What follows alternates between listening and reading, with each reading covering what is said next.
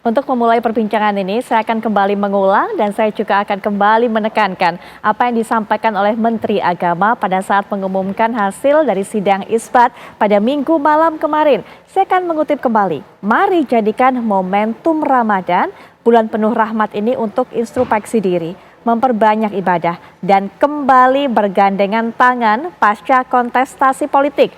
Perjuangan politik telah usai, sekarang mari berjuang meraih fitri. Ini sangat penting karena kita harapkan semua yang panas-panas, semua yang berbau perseteruan, kemudian juga perpisahan ataupun juga perbedaan silang pendapat selama masa pemilu kemarin. Karena mungkin ada perbedaan pilihan politik partai ataupun juga capres-cawapres, saatnya kita kembali bersatu dan kita gunakan momentum bulan Ramadan ini. Untuk bisa berbincang lebih jauh mengenai tema kita, sudah hadir di samping saya pengamat politik Kang Ujang Komarudin. Assalamualaikum warahmatullahi wabarakatuh. Waalaikumsalam Mbak Putri. Baik, kita ganggu waktu sholat tarawihnya, nggak jamaah, nggak apa-apa ya Kang ya. Siap. Ini mengedukasi ini masyarakat juga. Dakwah juga. Dakwah juga, baik. Dan juga kan memberikan pandangannya dan juga pesan-pesan untuk masyarakat. Tentunya sudah hadir juga di samping saya, beliau merupakan dosen Fakultas Syariah dan Hukum UIN, yang juga merupakan anggota Komisi Fatwa MUI, yaitu Bapak Kiai Haji Nurul Irfan. Assalamualaikum warahmatullahi wabarakatuh. Selamat malam Pak Yai. Waalaikumsalam warahmatullahi wabarakatuh. Baik, Sehat. Kang Ujang, sebagai pengamat politik yang tahu bagaimana kondisi masyarakat, yang tahu juga bagaimana kondisi elit politik, termasuk juga apa saat ini yang kemudian banyak pesan-pesan bertebaran di media sosial. Sebenarnya setelah pemilu berlangsung, begitu kan, saat ini rekapitulasi sedang berjalan, bagaimana perpecahan di kalangan masyarakat ini masih terjadi yang ada hubungannya dengan pemilu? Masih tajamkah, masih kentalkah perpecahan tersebut? Sebenarnya ada pergeseran atau perbedaan Mbak Putri ketika pemilu 2019 dengan 2024. Dulu itu pertarungannya tajam di bawah, 2019. Riak-riak polarisasi sangat luar biasa keras. Bahkan lukanya hingga saat ini gitu. Itu pertarungan di grassroots. Tapi untuk pemilu 2024 ini pertarungannya elit. Lebih di tingkat atas. Jadi saya melihat ya di bawah itu tidak terlalu gesek-geseknya tidak terlalu tinggi. Yang tinggi itu gesekannya di atas. Nah, oleh karena itu sebenarnya butuh jiwa besar ya dari elit politik. Kalau saya sebut butuh jiwa kenegarawanan. Negarawanan itu ya apa? Sebenarnya sangat sederhana. Mementingkan kepentingan bangsa dan negara di atas kepentingan pribadi. Jadi lepaskan dulu tuh hal-hal ego gitu ya. Betul. Harus siap kalah dan siap menang. Lalu utamakan kepentingan masyarakat bangsa dan negara. Yang kedua sebenarnya jiwa kenegarawanan itu kalau saya bisa sampaikan tindakannya, perilakunya termasuk ucapannya kepentingannya untuk kepentingan masyarakat bangsa dan negara. Bukan soal misalkan kalah lalu gengsi gitu ya. Ya intinya dalam konteks ini, dalam konteks Pilpres saya meyakini elit-elit politik yang saat ini, baik yang menang maupun yang kalah, memiliki sifat kenegarawanan itu. Dan saya meyakini rekonsiliasi itu akan terjadi. Tadi panas-panas di elit, tapi saya meyakini kita punya sejarah yang panjang Pilpres pasca reformasi gitu ya. Semuanya ketika pertarungannya keras gitu berujung dengan rekonsiliasi, berujung dengan konsensus, berujung dengan persatuan dan kesatuan. Karena saya meyakini pertarungan sekencang apapun pertarungan itu, perbedaan apapun antar kubu, ya persaingan yang keras antar partai politik gitu, itu tidak membuat kita untuk bisa bersatu.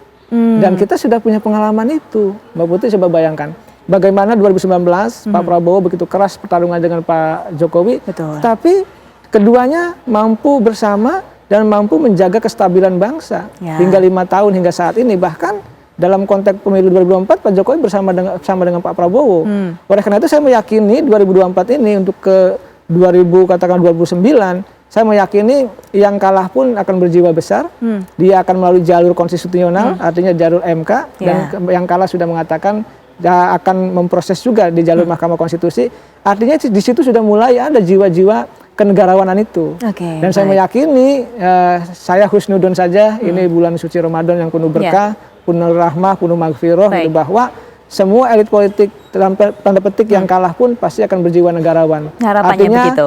Akan bersatu. Nanti juga ujungnya ketika KPU memutuskan, ketika nanti ada gugatan di MK, ketika MK memutuskan pun saya yakin akan menerima kekalahan itu. Baik, baik. Nah tadi ada catatan dari Kang Ujang bahwa saat ini berbeda dengan pemilu sebelumnya 2019. Pada saat itu betul-betul tajam perbedaan perseteruan yang terjadi di grassroots. Kalau sekarang malah sepertinya gesekan ada di kalangan elit politik. Nah untuk itu kita bisa minta pandangan juga termasuk bercerita. Dari Gerindra ini ada Bang Andre Rosiade dan juga dari P3 ada Mas Ahmad Paidowi. Assalamualaikum warahmatullahi wabarakatuh. Selamat malam Bang Andre, Mas Awi. Waalaikumsalam Putri.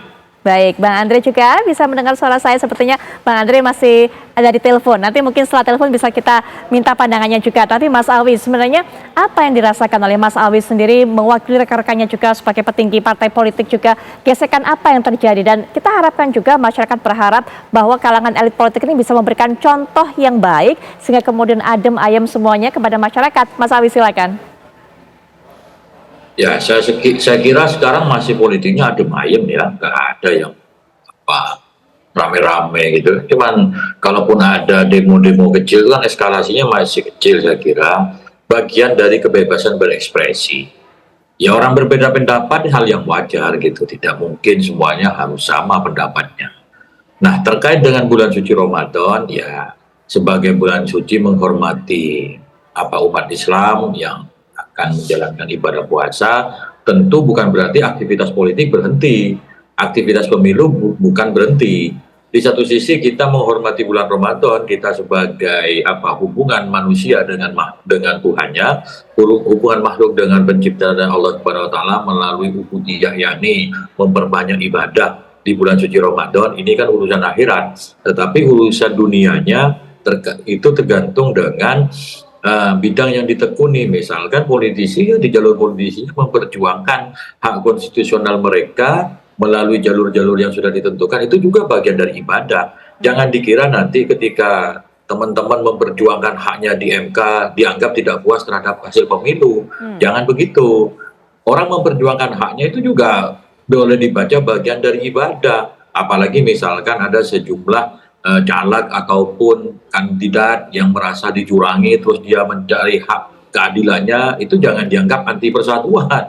Semuanya sudah pada jalurnya masing-masing. Toh pemilu baru akan diumumkan pada tanggal 20 atau 21 Maret. Nah, selama proses itu kami lihat sampai saat ini kan tidak ada hal-hal yang ria-ria terlalu signifikan, masih adem-adem gitu. Jadi kalaupun nanti tadi disampaikan oleh Kang Ujang, ya hanya perbedaan pendapat saja gitu kan.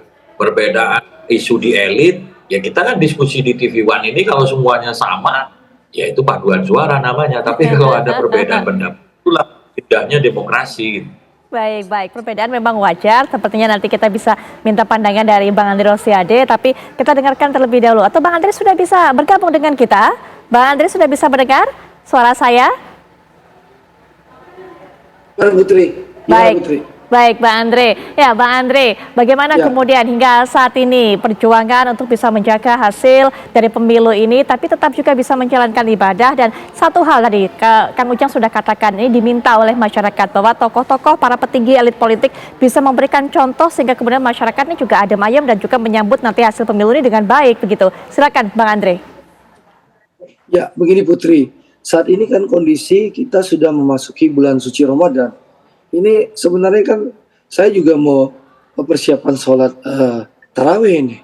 Tapi Putri ngajak diskusi ya, tertunda dulu kita ke masjidnya. Seharusnya dari maghrib kita di masjid. Jadi memang begini Putri, saya rasa situasi saat ini kan pleno provinsi hampir seluruh daerah sudah selesai. Hampir selesai.